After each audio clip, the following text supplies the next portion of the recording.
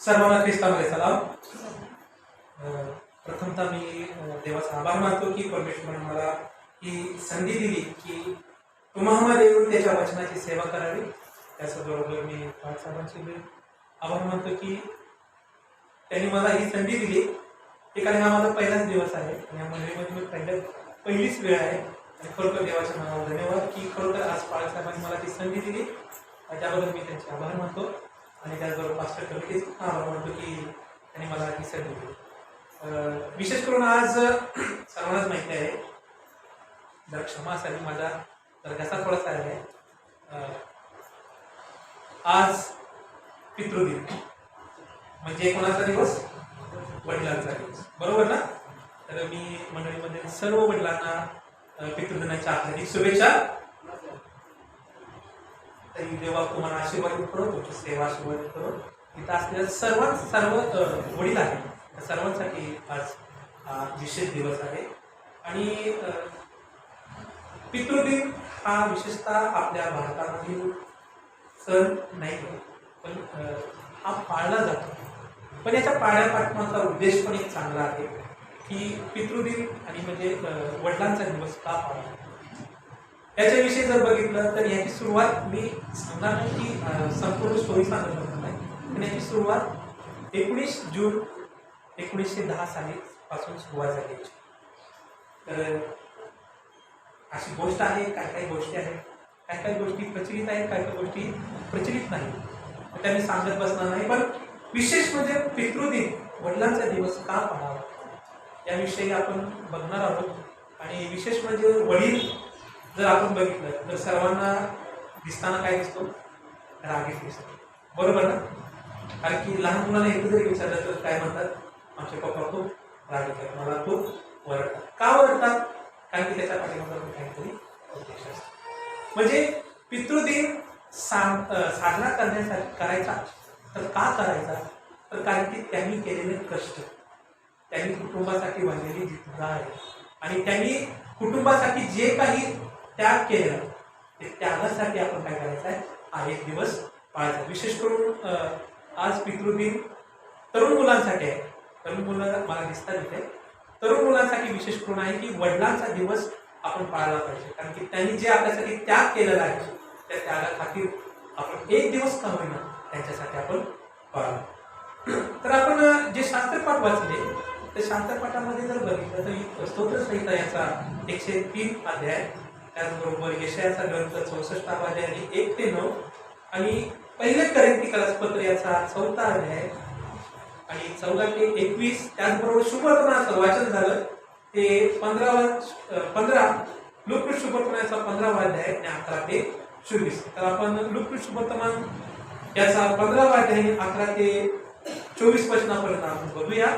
तर या ठिकाणी आपल्या सर्वांना परिचयाचा अध्याय आहे की आपण लहानपणी संडे स्कूलमध्ये किंवा जे लहान मुलं आहेत त्या सर्वांना ही गोष्ट सांगितली जाते, उद्या पुत्र. कोणाकोणाला माहिती आहे ही उद्या पुत्राची गोष्ट? सर्वांनाच माहिती आहे, कारण की आपण लहानपणापासून शिकत आलो. उद्या पुत्राविषयी जर बघितलं तर त्या ठिकाणी असं लिहिलं आहे की उद्या मुलगा व त्याचा वडील पाहू, हे हेडिंग आहे. पण आज आपला विषय काय आहे माहिती का? पितृदिन म्हणजे काय? आज वडिलांचा दिवस म्हणजे बापाचा दिवस आपण का पाळावा या गोष्टीविषयी आहे. तर या ठिकाणी जर आपण जर गोष्ट आपण बघितली तर या ठिकाणी एका मनुष्याला 2 मुलगे होते. त्यापैकी धाकटा बापाला म्हणाला, बाबा मालमत्तेचा माझा वाटा मला द्या. तेव्हा त्याने आपल्या मिळकतीची त्याच्यात वाटणी केली. म्हणजे या दोघां भावासाठी काय केली? वाटणी करून दिली. तर बाप ज्यावेळी म्हातारा होतो त्यावेळी काय करतात? मुलं काय करतात? त्याच्याकडे संपत्तीची मागणी करतात. तशीच गोष्ट या ठिकाणी आपण बघतो की त्याच्या धाकट्या मुलाने काय केलं? बापाकडे काय मागितलं? माझी संपत्ती मला, वारसा हक्क जो आहे तो मला द्या म्हणून मागं लागला. त्याने बापानं कशाचाही विचार न करता काय केलं? त्या मालमत्तेची दोघांमध्ये वाटणी करून दिली. तर पुढे आपण बघितलं तर त्या मुलगा तो उद्यापुत्र होता. तो उद्यापुत्र एका शहरामध्ये गेला. त्यानं सगळे पैसे चैनी बाजूमध्ये उडवून टाकले आणि शेवटी त्याच्याकडे काही उरले नसल्यामुळं तो काय करायला लागला? एका मनुष्याच्या हाताखाली म्हणजे त्याची जी डुकरं होती ते चालण्यासाठी तो त्या ठिकाणी आणि त्या ठिकाणी त्यानं बघितलं की ती डुकरं जी शेंगा खातात त्या शेंगाचं खाऊन आपली उपजीविका करायची. मग त्यानंतर त्याला त्याच्या कुणाच्या आठवण वडिलाच्या, त्याचा बाप म्हणजे त्याच्या बापाच्या घरामध्ये त्याच्या नोकरांना किती रेलसेल आहे याची त्याला आठवण झाल्यानंतर त्यानं एकच विचार मनामध्ये आणला की मी माझ्या बापाच्या घरी जाईन आणि काय म्हणे, मी तुझ्या विरुद्ध आणि स्वर्गाविरुद्ध पाप केला आणि त्याची काय करेल माफी मागितली. मग त्याने तसंच केलं, गेला बापाची माफी मागितली. माफी मागितल्यानंतर बापानं त्याला विचारलं नाही तू कोठे होतास आणि तू काय पैशाचं काय करायचं. पहिला सुरुवातीला काय केलं, त्याला आपल्या मिठीमध्ये पहिली त्याला काय केले, मिठी घेऊन त्याचे काय केले, हे कोणाचं प्रेम आहे, बापाचं प्रेम. कोणाचं प्रेम आहे, बापाचं प्रेम. आज जर मंडळीमध्ये किंवा कुणालाही जर विचारलं तर बापाचं प्रेम काय असतं तर ते कुणाला विचारावं, मुलीला विचारावं. कुणाला, मुली. का, कारण की मुलगीलाच माहित असतं की बाप माझ्यासाठी काय करतो. जर मुलाला विचारलं तर मुलगा काय करतो, तुम्ही आमच्यासाठी, ही गोष्ट काय होतं, तुम्ही आमच्यासाठी काय केलं. बघा बापानं अंगावर करणं किंवा बापा मारत असताना बापाचा हात सुद्धा आगायचा प्रयत्न मुलगा करतो. पण मुलगी कशी करते का, कधीच करते. का, कारण तिला बापाची गोष्ट माहिती असते, बाप माझ्यासाठी चांगलं. म्हणून आजचा माझा विषय आहे, आज तीन व्यक्ती पाहणार. मनुष्याच्या जीवनामध्ये तीन गोष्टी मूलभूत आहेत, सर्वांना माहिती आहे. कोणत्या मूलभूत गरजा कोणत्या मनुष्याच्या, अन्न, वस्त्र, निवारा. या तीन गोष्टी असल्याशिवाय मनुष्य जगू शकत नाही. पण जर ह्याच्यापेक्षाही जर बघितलं तर तीन व्यक्ती महत्वाच्या. कोण माहिती आहे का, एक स्वर्गीय पिता. बघा मी माझ्या संदेशामध्ये तीन व्यक्ती आहेत, त्या तीन व्यक्तीविषयी आपण बघण्यासाठी. एक स्वर्गीय पिता. स्वर्गीय पिता कोण, आपला परमेश्वर म्हणजे देवबाप. दुसरा दैहिक पिता. दैहिक पिता कोण, ज्यानं आपल्याला जन्म दिलेला आहे, तो कोण आहे, आपला वडील. आणि तिसरा कोण असू शकेल, सांगू शकेल, आध्यात्मिक पिता. कोण, आध्यात्मिक पिता. आध्यात्मिक पिता कोण आहे, याच्या कोण, पाळक. म्हणजे पाळक हे तीन व्यक्ती आहेत ना आपल्या जीवनामध्ये महत्वाचे आहेत. का महत्वाचे आहेत तर आपण बघणार आहोत. तर आपण जर बघितलं तर स्वर्गीय पिता याची गोष्ट जर आपण बघितलं तर देवाने आपल्याला काय केलेलं आहे, घडवलेलं आहे. त्यांना आपल्या स्वतःच्या हस्तकृतीतून आपल्याला काय केलेलं आहे, बनवलेलं आहे. जर आपण जुन्या करारामध्ये गेलो, जुन्या करारामध्ये बघितलं तर जुन्या करारामध्ये काय सांगितलं की आदामाला ज्यावेळी बनवताना त्याला काय केलं, मातीचा गोळा बनवून त्याला काय केलं, त्याला आकार दिला, त्याला मनुष्याचं रूपांतर दिलं आणि त्याच्यामध्ये नाकपुड्यामध्ये श्वास पडला. तो कोण आहे, आपला बाप. कोण, स्वर्गीय बाप. म्हणून तर प्रभू येशू ख्रिस्त काय म्हणतो, मग ते कृष्ण बोलतो म्हणजे असा 6 अध्याय 9 वचनामध्ये, तुम्ही ज्यावेळी प्रार्थना करता त्यावेळी असे म्हणा काय की आमच्या स्वर्गातील पित्या, आमच्या स्वर्गातील पित्या मला काय सांगितलं आहे. प्रभू येशू ख्रिस्ताला माहिती आहे की माझा पिता कोण आहे, स्वर्गात आहे. म्हणून आपला पिता कुठं आहे, स्वर्गामध्ये आहे. आणि तो स्वर्गामधून काय करत असतो, आपल्याला आशीर्वाद देत असतो. बघा आपल्याला कोणतीही गोष्ट मागायची असेल तर आपण पहिला कुणाकडे जातो, वडिलांकडे. वडिलांकडून जर नाही मिळालं तर आपण काय करतो, देवाकडे. बरोबर ना. जर आपल्याला लईच महत्वाची गोष्ट जर पाहिजे असेल तर आपण कुणाकडे मागतो, देवाकडे. आजारी पडलो तर कुणाकडे मागतो, देवाकडे. का मागतो, कारण की आपल्याला माहिती आहे आपला बाप इथं स्वर्गात. प्रभू येशू ख्रिस्त आपण या ठिकाणी काय करून देतात माहिती आहे, ओळख करून देतात. कोणाची, जसं आता लहान मुलग्याला आपण काय म्हणतो की बघा तो सुद्धा तिकडून बाप येत आहे. कोण येत आहे, देतो ना लहान मुलाला ओळख करून, तुझा पप्पा आला म्हणतो ना. लहान मुलाला जर सांगायचं असतं तर तुझा पप्पा आला. तसंच या ठिकाणी प्रभू येशू ख्रिस्त आपल्याला सांगत आहे की आपला स्वर्गामध्ये कोणीतरी पिता आहे, त्याच्यावर आपण काय केलं पाहिजे, विश्वास ठेवला पाहिजे. आणि ज्यावेळी आपण त्याच्यावरती विश्वास ठेवतो ना, परमेश्वर आपल्याला काय करतो, आशीर्वादानं भरत असतो. म्हणून तर मला तुम्हाला एक उदाहरण सांगायचं आहे या ठिकाणी की आपला स्वर्गीय पिता आपल्यासाठी काय केलं. आपण म्हणतो ना की स्वर्गीय देवा तू माझ्यासाठी काय केलं, प्रार्थनेमध्ये म्हणतो कधी मी एवढं तुझ्यासाठी करतो, तू माझ्यासाठी काय करत. आपल्याला जाणून येत नाही त्या गोष्टी, पण देवानं आपल्यासाठी काय केलं आहे? तर योहान 3:16 आपल्या सर्वांना माहिती आहे. म्हणूया ते हे आमच्या देवाने जगावर एवढी प्रीती केली की त्याने आपल्याला एक मुलगा दिला, अशासाठी की जो कोणी त्याच्यावर विश्वास ठेवेल त्याचा नाश होऊ नये, त्याला सदाकाळ जीवन मिळेल. बरोबर. तर या ठिकाणी मला एक उदाहरण तुम्हाला सांगायचं आहे, आणि काल्पनिक उदाहरण आहे, पण त्याच्यामध्ये एक मर्म आहे. एक राजा होता आणि तो राजा संपूर्ण राजावरती राज्य करत असताना त्याला एक आनंदाची गोष्ट मिळाली. त्याला मुलगा झाला. मुलगा झाल्यानंतर त्यानं काय केलं, सर्व राजाला जेवण दिलं किंवा साजरा केला. म्हणजे मला मुलगा झाला म्हणून त्यानं काय केलं, आनंद साजरा केला सर्वांबरोबर. पण एकदा काय झालं, त्यांच्यामध्ये आया आपल्या सर्वांना आया जे लहान मुलाचं काय करते सांभाळते, ती आया त्या राजाला वारंवार सांगत असे की आपला एक पिता आहे, मोठा आहे स्वर्गामध्ये, आणि तो आपल्यावरती काय करतो, प्रेम करतो. आणि त्यावेळी तो ऐकायचा आणि तसं सोडून द्यायचा. असं पुष्कळ दिवस चालले. पण एक दिवस काय झालं, ज्यावेळी ती आया लहान मुलाला बाहेर बगीच्यामध्ये एक तळ होतं, त्या तळ्याच्या शेजारी ती फिरत असताना तिला माहिती होतं की राजा माझ्याकडे बघत आहे. पण तिनं काय केलं माहिती काय, तर राजा सर्व वर्ण पाहत असताना ती आया बाळाला घेऊन त्या ठिकाणी फिरत असताना ते बाळ तिच्या हातातून निसटून पाण्यात पडले. ते त्या राजानं बघितलं.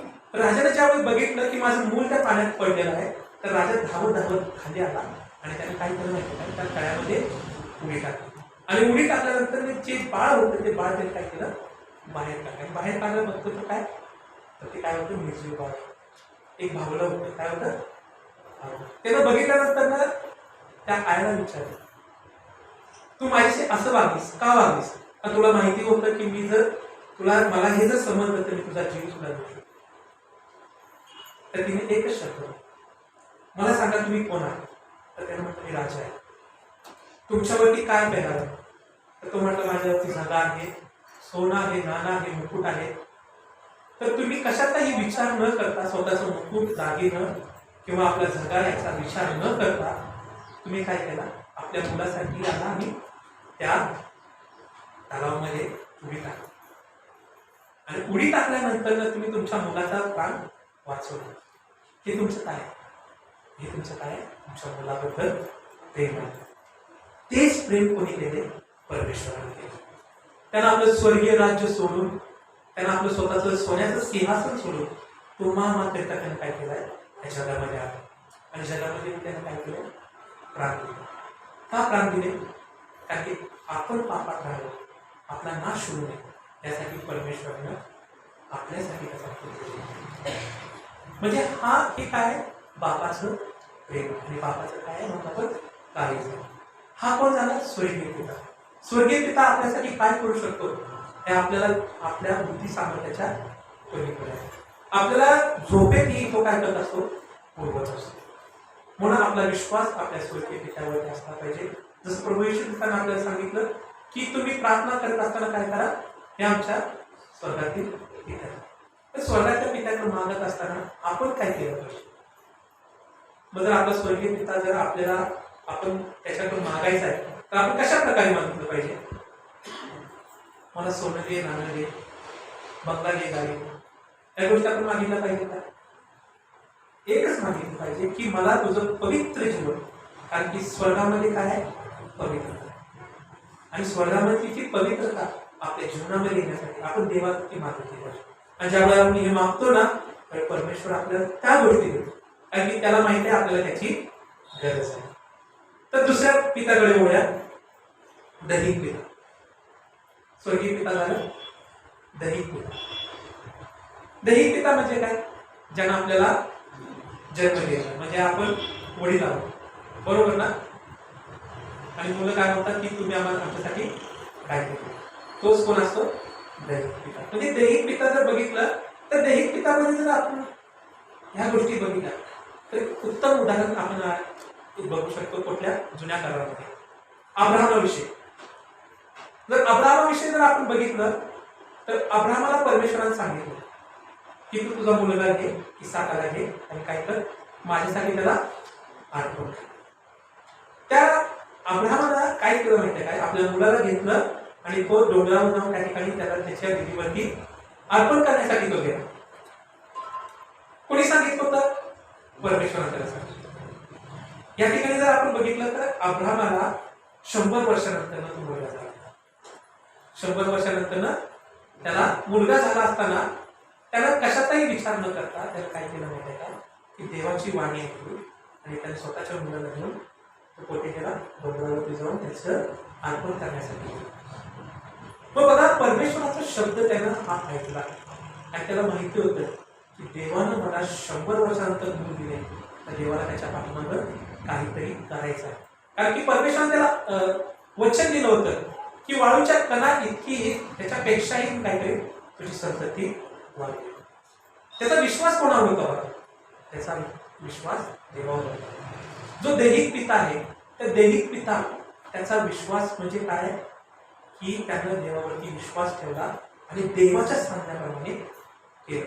आज जर आपण बघितलं तर कोणी राग मानून घेऊ नका, पण देवाचं वचन आहे, देवाचा उद्देश आहे.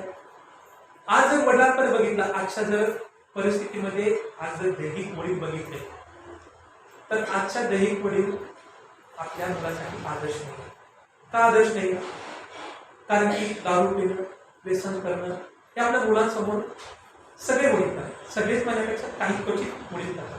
त्याचा परिणाम काय होतो की मुलं सुद्धा त्याप्रमाणे वागू लागतात. का? कारण की माझा बाप करतो म्हटल्यानंतर मी का करतो. मग आपण आदर्श का व्हायचं आहे?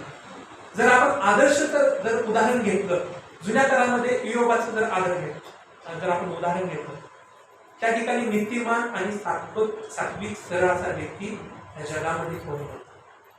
स्वतः परमेश्वर काय म्हणतो, त्याच्यासारखा नीतिमान आणि धार्मिक व्यक्ती, सात्विकपणे चालणारा असा व्यक्ती कुठे नाही. हा कोण देतं? परमेश्वर त्या ठिकाणी साक्षी देतात. मग तो आदर्श आपण बनायचा का नाही? कारण की आपण आपल्या मुलांना शिकवलं पाहिजे, पण मुलांनी आपल्याला शिकवलं पाहिजे. त्या गोष्टी आपण जाणून घेतलं पाहिजे. कारण की आजचा पितृदिन आहे, त्या पितृदिनाच्या निमित्तानं आपण ज्यावेळी या ठिकाणी जमलो असताना या गोष्टी आपण विचारात घेतल्या पाहिजे की काय आपण केलं पाहिजे. बघा, आणखी तुम्हाला उदाहरण मी देऊ इच्छितो. एक ख्रिस्ती वडील, एक ख्रिस्ती कुटुंब, त्यानं आपल्या मुलाकडे एकच अपेक्षा केली होती की माझा मुलगा शिकून काय व्हावा, मोठा डॉक्टर व्हावा, चांगला इंजिनियर व्हावा, चांगला नोकरी करावी आणि पगार पाणी मिळून स्वतःचं आयुष्य त्यानं नीट जगावं.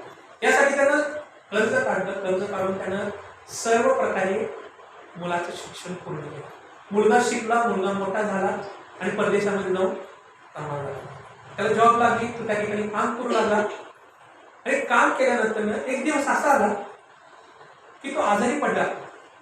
आजारी पडल्यानंतर त्यानं घरी फोन केला की मी खूप आजारी पडलोय, आता माझी जगण्याची शाश्वत आहे का नाही हे मला माहिती आहे, तुम्ही मला भेटा येईल. आता जाणार तर कसं, ह्या पण गोष्टी आहेत. पण काहीतरी करून त्यानं स्वतःकडचं पैसे जमवून मुलाकडे गेल्यानंतर बघितलं तर खरंच त्या मुलाची कंडिशन होती की काय होती, खूप आजारी पडला. मग त्यानं मुलाने त्याच्या बापाला बोलवल्यानंतर मुलगा एकच वाक्य केलं, तुम्ही मला जीवनातल्या सगळ्या गोष्टी दिल्या, तर एकच गोष्ट तुम्ही दिल्या, तो म्हणजे परमेश्वर. सगळ्या गोष्टी, आयुष्य आराम, सगळ्या गोष्टी दिल्या, पण देवाचं वचन तुम्ही मला दिलं. मग त्या ठिकाणी कोण? बघा, आपण अपेक्षा करतो की मुलांच्या साठी आपण खूप काही करतो, त्यांना चांगलं शिक्षण पाणी देतो, पण त्याच्याबरोबरही देवाचं वचन हे खूप महत्वाचं. आणि देवाच्या वचनाशिवाय मूळ जगणं कठीण आहे. म्हणून तर दैहिक पिता या नात्यानं आपल्या मुलांना आपण जितकं चांगलं देवाचं शिक्षण देता येईल तितकं आपण त्यांना दिलं पाहिजे. म्हणून तर या ठिकाणी जर आपण बघितलं तर एक वचन आहे, ते वचन आपण वाचूया. योहान शुभवर्तमानाचा 8वा अध्याय 14 वचन. कोणाला सापडलं तर वाचावं. याच्यात तुम्हाला एक गोष्ट सांगायची आहे.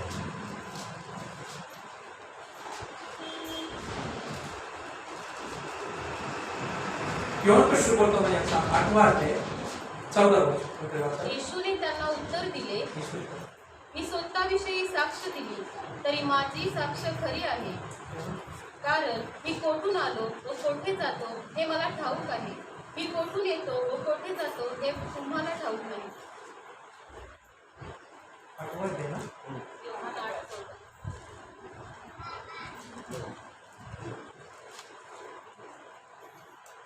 क्षमा असावी.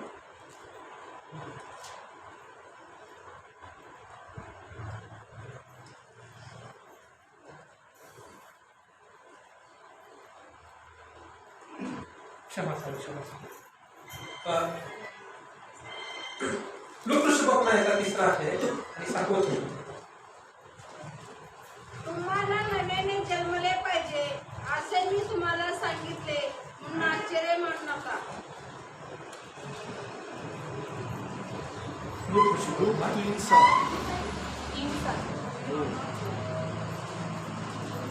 तेव्हा जे लोकसमुदाय त्याच्या हातून बाप्तिस्मा घ्यावयास त्याच्याकडे निघून येत असत त्यास तो म्हणत असे, अहो सापांच्या पिल्लांनो, भावी क्रोधापासून परावयास तुम्हास कोणी सावध केले.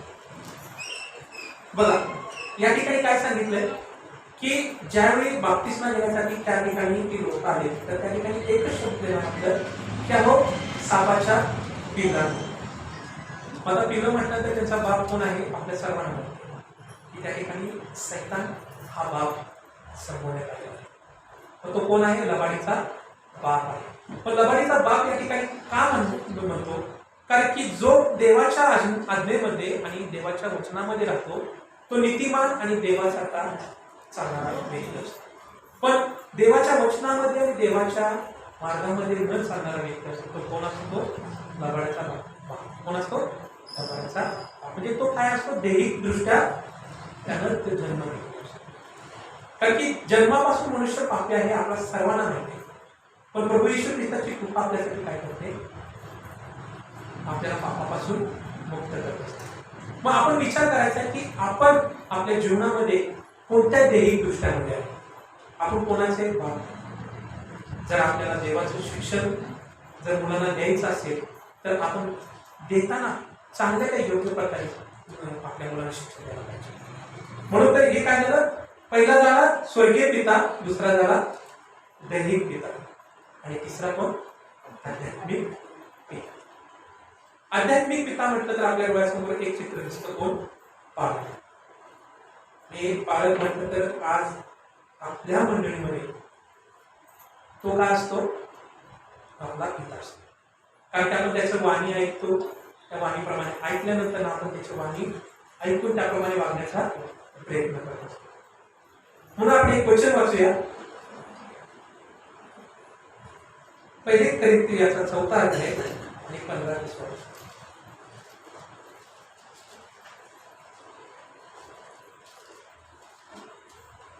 पहिले करिन्थी याचा 4था अध्याय आणि 15-20 वचन.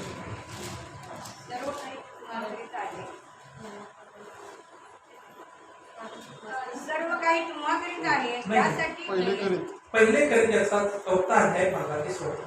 कारण तुम्हास ख्रिस्तामध्ये 10,000 गुरु असले तरी पुष्कळ बाप नाही. मी तर तुम्हास ख्रिस्त येशूमध्ये सुवार्तेच्या योगाने जन्म दिला आहे. म्हणून मी तुम्हास विनंती करतो की तुम्ही माझे अनुकरण करणारे व्हा. बघा या ठिकाणी पाऊल काय म्हणतो माहितीये का?